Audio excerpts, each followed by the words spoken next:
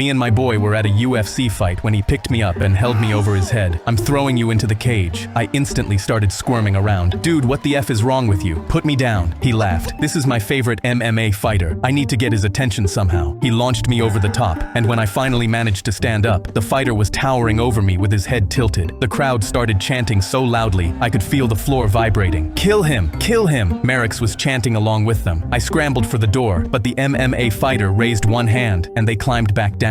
Nobody was coming to get me. He dragged me by the ankle to center cage, and I let him, because I knew fighting back would make it worse. But he never hurt me. Instead, he grabbed the mic from the ref, and everyone leaned forward in their seats as he asked, "Who threw this lad in here?" He sounded extremely angry, but Mareks couldn't resist being acknowledged by his MMA star. He waved both his arms in the air. "It was me! I love you!" The fighter waved him in with 2 fingers, and Mareks climbed the fence while flexing at the crowd. The fighter handed off the mic, met him in the center, and pressed him overhead the exact same way Mareks had pressed me. I laughed because this was the last thing I expected, and I started the chant for him. "Kill him! Kill him!" Everyone joined in, and the smirk was immediately wiped off Mareks's face. The fighter walked a slow circle for the phones and gently placed him on the floor. The fighter lightly pushed him, and he immediately fell to the ground, hugging himself and kissing his wounds. The fighter scoffed. "There's nothing I hate more than a man who gives what he can't take." I walked over and patted his back. "Hey, at least you got his attention."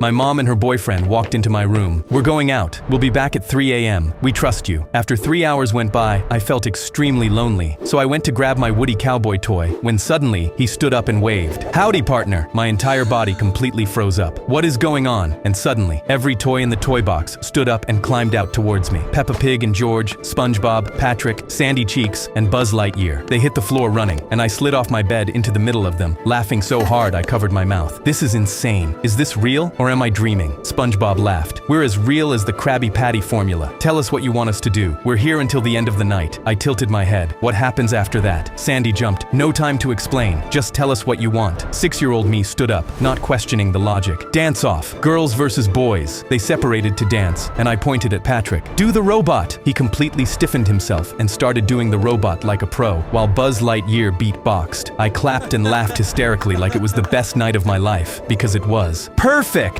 And when we heard the car in the driveway, all of us froze because the night was over, and I had no idea what would happen next. The front door opened, and Woody put his hand on my leg. "You won't see us again," he said, "but I hope we kept you company." My mom started walking up the stairs, and all the toys flopped over. When she opened the door, she flipped on the light and rubbed her face at the mess. "What did you do in here? Clean it up and go to bed." When she left, I picked Woody up and waited for him to lift his arm. He stared up at the ceiling, stuffed and still. I held him against my chest anyway and turned off the light.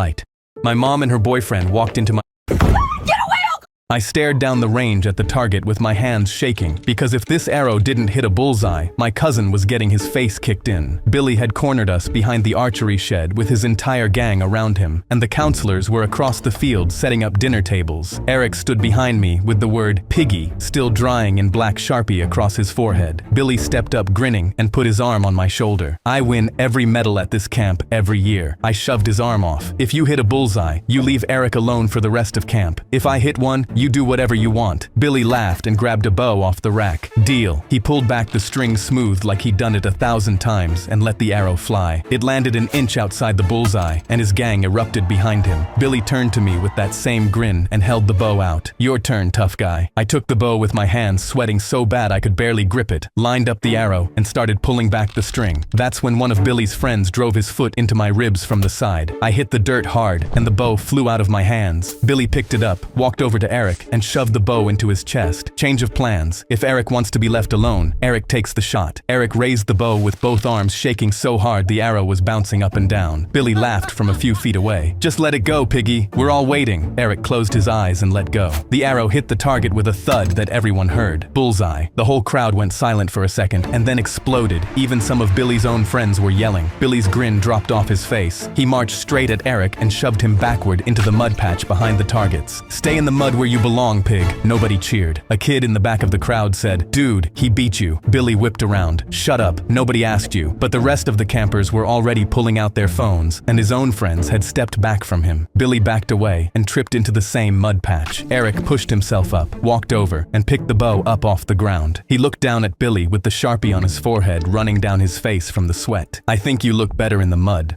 I stared down the range I was helping the captain steer the Titanic ship in the year 1912 when the lookout on deck screamed, "Iceberg right ahead." I immediately moved my elbows to the left to steer the ship in a different direction, but the captain grabbed me. "Don't stop. We're due to arrive in New York tomorrow morning, and we're the unsinkable ship. Unsinkable ships don't stop for obstacles." 10 minutes later, we heard a crunching sound on the side of the boat. I turned to the captain. "We need to make the distress call to every ship in range." He crossed his arms. "Absolutely not. We will pump the ship out and we'll be okay. I am not wiring the world that the unsinkable ship stopped for a scratch." Sweat dripped down my forehead because I knew I had a decision to make. I burst into the wire room where we communicated to emergency services through Morse code. "Send the SOS to every ship nearby." The captain immediately grabbed me. "I will have your stripes for this. Everyone will know you let me down." I grabbed my hand back. "You can have them tomorrow morning after I'm done making sure everyone on this ship survives." Within the hour, the sea came over the bow rail and the deck tilted until deck chairs slid straight into the ocean. My hands were shaking as I swung women and children into the boats, and at 12:30 midnight, the captain finally started panicking. He ordered the live music orchestra to keep playing music until everyone was in the safety boats. I was planning on staying on the ship with him, but the last boat needed an officer at the oars, so I went down hating every rung. From the water, we watched her lights go out row by row. The last time I saw my captain, he was at the wheel that he never let me turn. She went under at 2:20 a.m. and took him with her. 1,500 people froze around us because he would not lose an hour. The sun came up right on schedule, and it was the only thing that did.